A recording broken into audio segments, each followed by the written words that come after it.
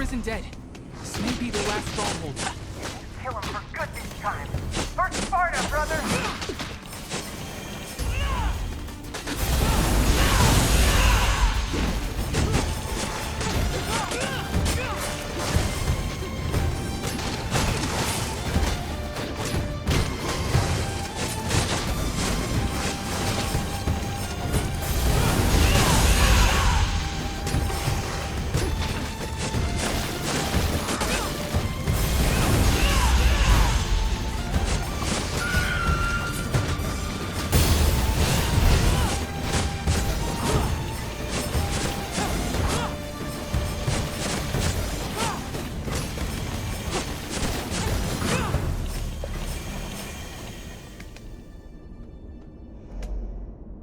I really hope that's the last of those. Any sign of the final tile?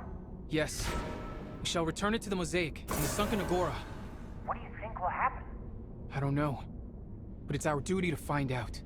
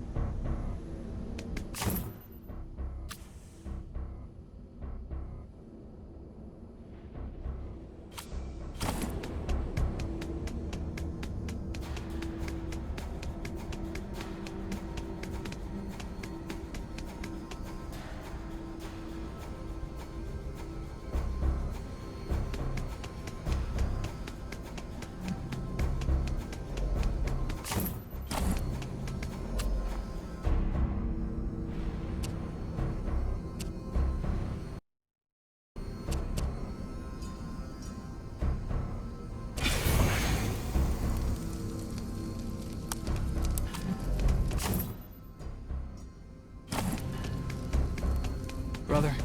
I found his spear. It's broken. He was running from something. Oh no. More cultists? I don't think so. Stay vigilant.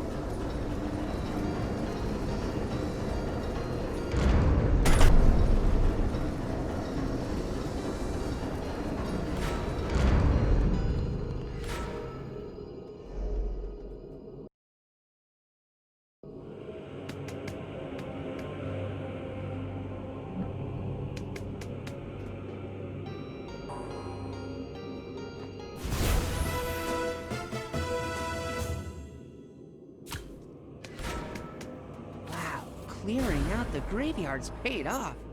We did it to protect Sparta. No reward is required. Of course not. Still taking it, though? Yes. Spoils of war. Ha! For the glory of Sparta.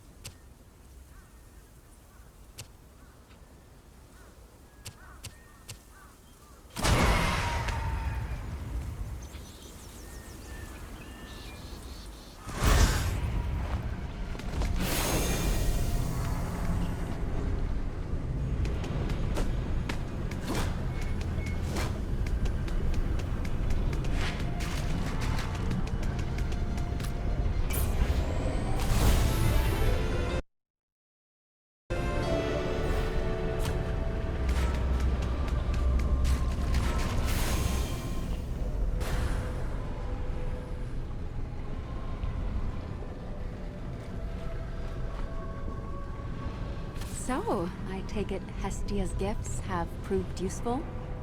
Yes. Turns out the flame comes in handy all kinds of ways out there. And setting things ablaze with evergreen flame conveys Hestia's wisdom somehow? The fire of the hearth nurtures, protects, transforms. It serves the cycle of destruction and renewal. As do we. I buy that. May Hestia's flame burn as brightly to protect you when your travels take you home again.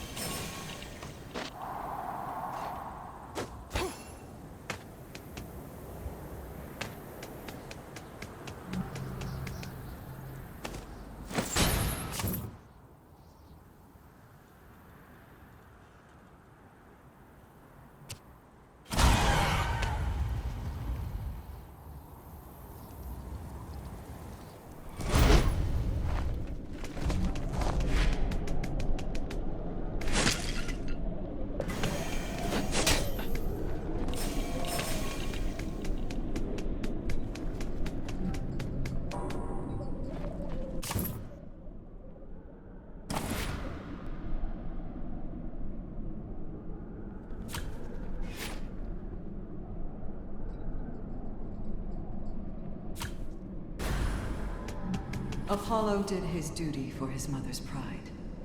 With Artemis, his twin, he felled Niobe's brood. But when the deed was done, he found his conscience pained. And to the good of mortal souls, he turned his aim to heal the wounded world with muse-inspired arts. At Delphi, he bestowed his sacred oracle, that his prophetic wisdom would the people serve. The beauty of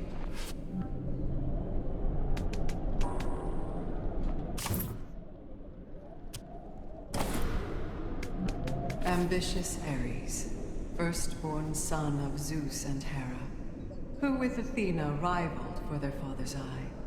For both laid claim to warfare and were worshipped thus. But as Athena tempered her approach in wisdom, 'twas Ares' place to represent the lust for blood. So in his feral prowess caught he love's own eye, fair Aphrodite, and with her, his brother's wife. Contented Ares was with being else despised.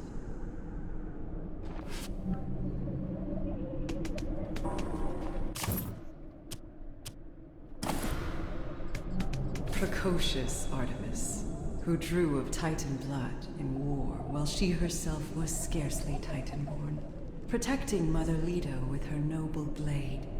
The moon and hunt is her domain, her bow unmatched. So even must admit Apollo, twin and rival. While he in contest is precise and elegant, in battle, Artemis remains the fiercer foe. By moonlight, lethal intuition wins the day.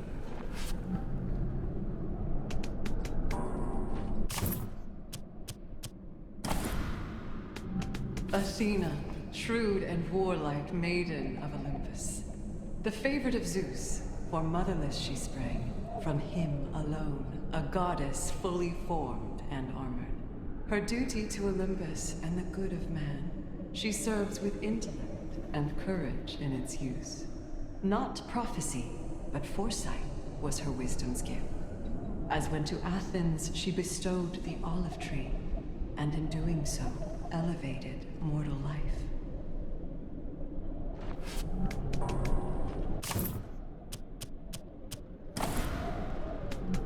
Demeter was determined that Persephone, her daughter in her care, should never be so wronged as she was, Titan-stomached by her second breath. Her savior Zeus, now father to Persephone, was trusted by Demeter to protect their girl. But when she was abducted, for to wed by Hades, Demeter found her husband on his brother's side, and she, in wrath, would teach the world of barren winter.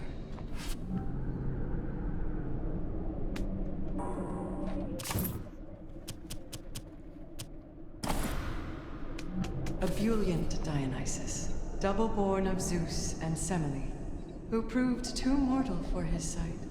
In death, she, Dionysus, gave untimely birth. Yet Zeus was quick, and stitched the babe into his thigh. Once had anew, he soon became beloved of man. His realm, the grape, the vine, and all that they may bring. Yet no ecstatic Maenad could assuage his loss, till he from Hades brought his mother back, a goddess.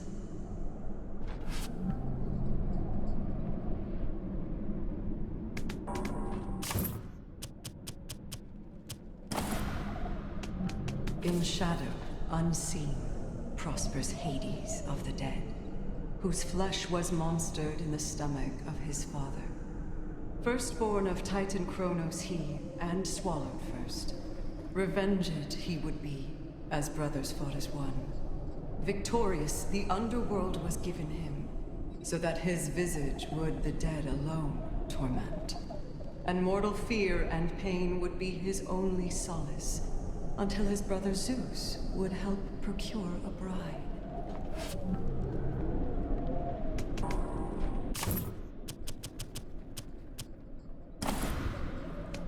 For Hermes is as hot of head as fleet of foot. A father's role was never his, at least by choice. But as to Zeus, he would a faithful servant prove. So he, to raise the infant Dionysus, gave consent, and swore to Zeus his son would never want for aught. A promise tested when the youth his mother wanted. So to the underworld he would require a guide, and only Hermes, heaven's herald, knows the way.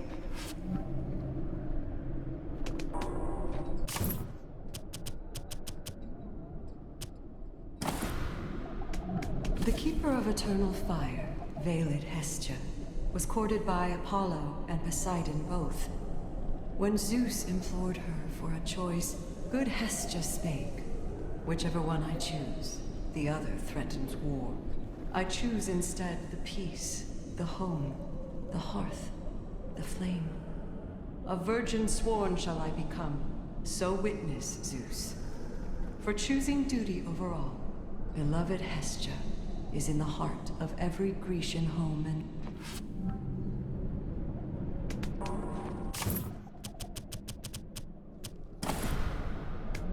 In Nike, over contests is the judgment vested. Above the field of war she rides and duly serves, to glorify the victor as bestowed by fate. Of Zeus's favor Nike had been affluent, since she alone did shield him from the Typhon's blow. And from Athena's springing, she herself became as fast a friend as e'er she had, inseparable. But favor friendships would she none, alas for her.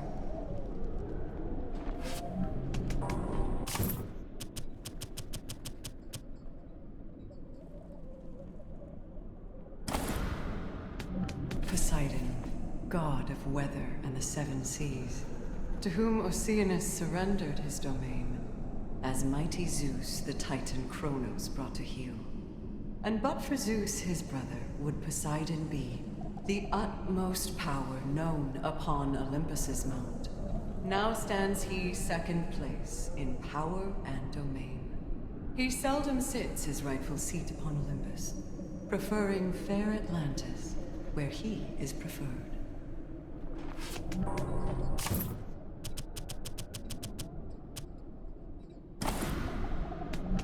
Lord Zeus had dreamt of justice in his days of youth, for he alone was spared the hungry maw of Kronos. At last, by craft of poison, were his kin disgorged. Thus, Zeus became the savior of his generation, as every titan down to Tartarus was cast. A loving god was he, for many did he love. A father to the world, as many did he father. The thunder god upon Olympus, king of all.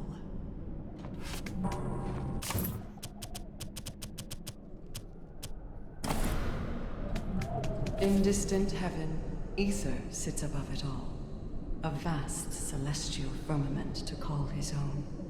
Our sea and sky, the children he looks down upon, as does he on Olympus, and the gods he hosts. When near his most beloved sister, Hemera, the day imbues him with a rich cerulean hue. Yet in the darkening presence of his mother Nyx, he takes her sable on and fades from earthly sight.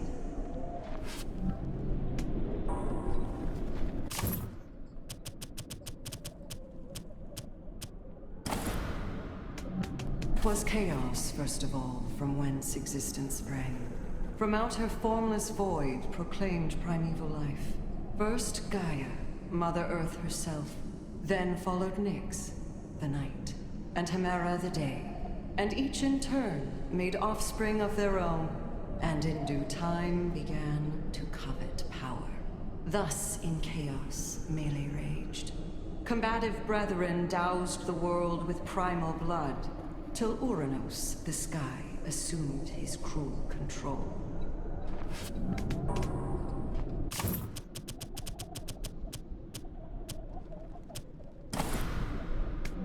When first from chaos sprang she, Gaia, Mother Earth, her thoughts were to the betterment of all her heirs, and so at odds ere since with kings unjust, unkind. First Uranus, whose overthrow she would conceive, then Kronos, having proved himself no truer god, and trusting in her nymphs the care of infant Zeus, whose revolution she would help foment in time. Though slumbering, ever watchful Gaia, yet about.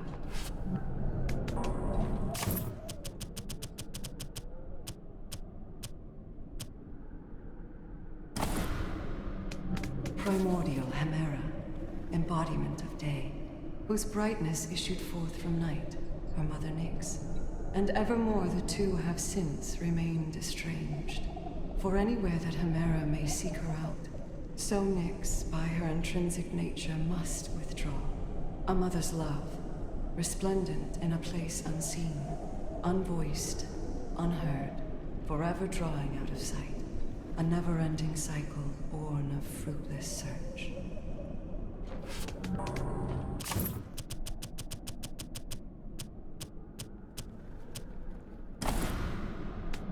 Enrobed in darkness, cryptic Nyx eternal reigns. For her domain, the night, can ne'er be known or conquered. Of chaos born, she mothered death and dream and strife, who none dare challenge, Titan nor Olympian still. From underworld to distant sky, she is ingrained. No lust to rule, no sides she takes, yet Nyx endures, to shrink from day alone, and to return apace, seeing all that would from light be kept concealed.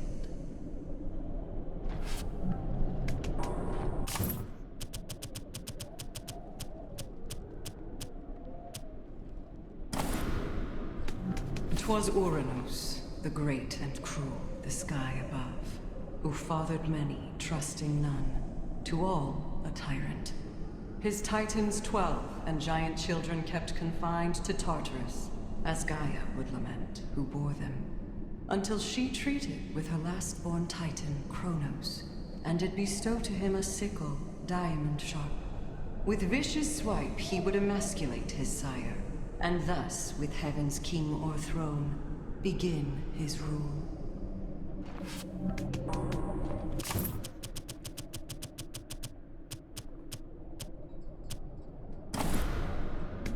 Rapacious Kronos, cruel and massive Titan King, whose appetites would shape the nascent course of fate. For power first, as youngest child of earth and sky, he volunteered to cut his loathsome father down. And then, as king, upon his very issue dying, suspicious of his progeny's foreseen intent, until their mother Rhea did his trust betray, and Zeus, his son, in time, in turn, would cast him down.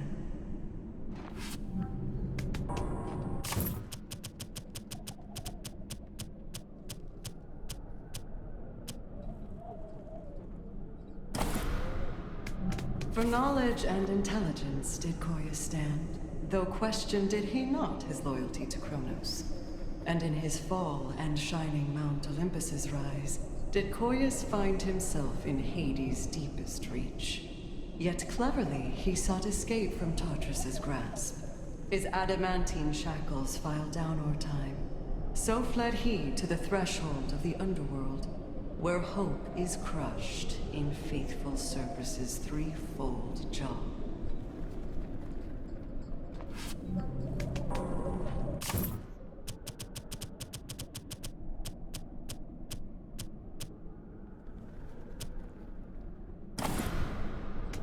The mighty Titan, headstrong Crius, lies in wait, concealed upon his mother Gaia with his kin, Iapetus, Hyperion, and Koius too, confederated with their youngest brother Kronos, as they await their loathed father Ouranos, to ambush as he on their mother comes to lay.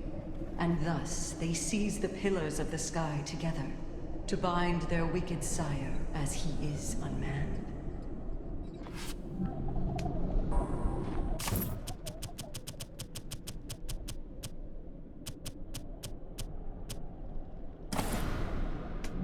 Bright Hyperion, father of the sun and moon. Of Gaia's brood of titans, he was the first and wisest, and hence in him she placed her surreptitious trust, imbuing him with Chaos's secret flame primeval, that he may light the path for her rebellious cause, to liberate her children from the underworld, and rally with them to their brother Kronos' aid, unseating mighty Ouranos, their tyrant sire.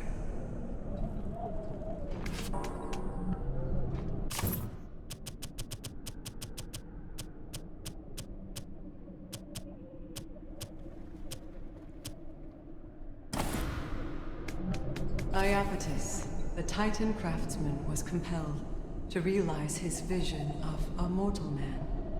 So toiled in his workshop to fruition he, and proudly showed his new creation to his sons. Menetius, Atlas, Epimetheus stood blank. Prometheus alone could see his father's aim. For only immortality could progress foster, and change is that which none undying can embrace.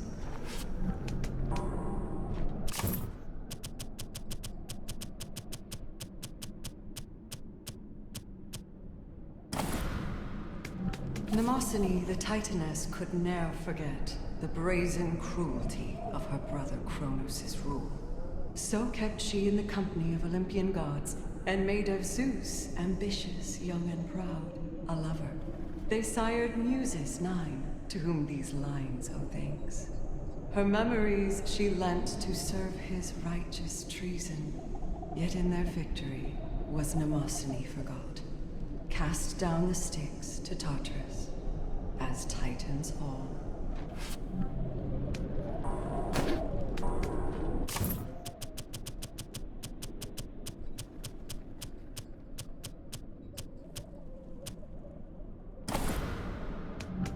Oceanus, the master of the boundless deep, was torn as Titans suffered dire threat from Zeus.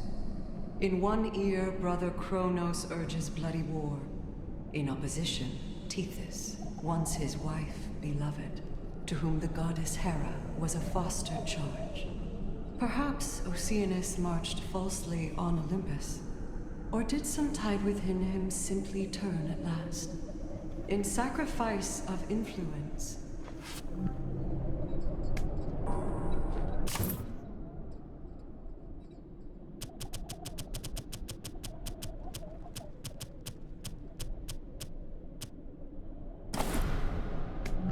Though Titan Phoebe ne'er opposed the rise of Zeus, the leanings of her husband Coeus fell on her, and since has Tartarus contained her golden light. It was to her from Themis that the oracle passed, that out of jealous Zeus's hands it might be kept, until her daughter Leto did arrange a trade. Her mother, for her freedom, would forsake her gift, that to Apollo, Leto's son by Zeus, would pass.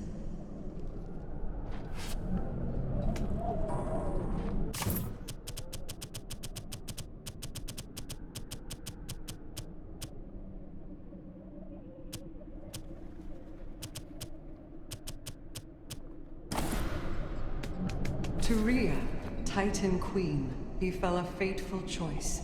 To heed her Kronos, brother, consort, lord, and king. Or heed a mother's duty to her newborn babe. For love of baby Zeus, she could no more abide, and sent him hence with Gaia for her nymphs to raise. While fed she to the unjust Kronos' swaddled stone. With this, the mother of Olympus she became. Of Titans, she alone was spared her children's wrath.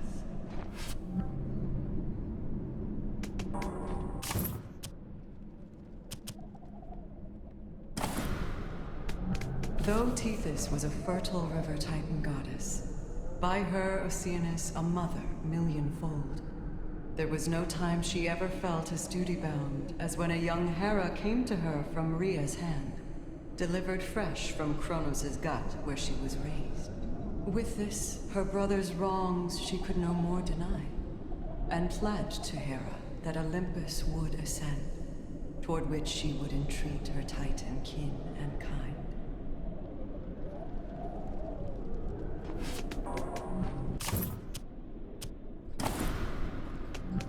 For Theia, Gaia's eldest, heaven's shining light, the company of beauty was the fairest good.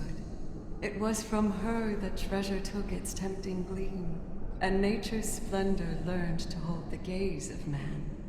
Her brightness she compounded with Hyperion's fire, and from their line the sun and stars would surely spring. Yet in the Titan's fall did Theia's brilliance dim, for in the underworld none wish a better view.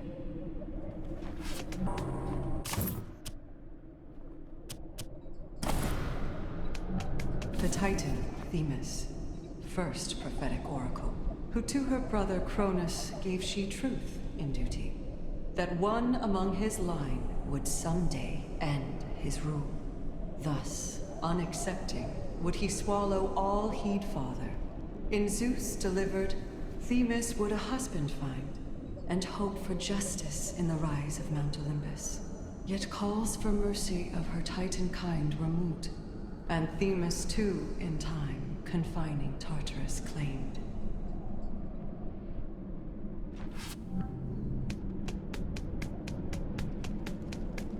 And if I may, my gratitude to both of you, who took such pains to gather up my scattered tales. Wait, it knows us? The lexicon was made to speak and recollect the truth of all that I have witnessed on this plane. But some who swear themselves to truth in truth deceive, and suffer not to hear their actions' true report. For that alone my works were shattered and dispersed, forgotten in the tumult of the mortal world, dependent on the kindness of a wandering friend, committed to their history's unvarnished truth. The lexicon is grateful to you, Kratos, Deimos, and know that you are seen by those who care to watch. Wow. It's like we're a part of the same big story as all these gods. That's crazy, isn't it? Yes, that is crazy. Are you just saying that to humble me? Someone must.